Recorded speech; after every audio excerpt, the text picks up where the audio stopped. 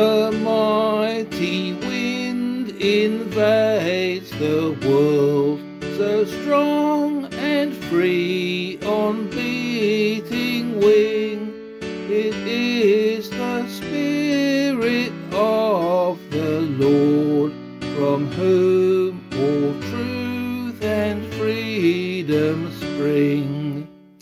The Spirit is a fountain clear, forever leaping to the sky, whose waters give unending life, whose timeless source is never dry. The Spirit comes in tongues of flame, with love and wisdom burning bright.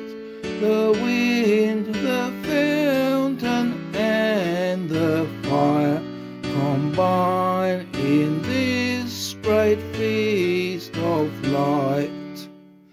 O tranquil Spirit, bring us peace with God the Father and the Son.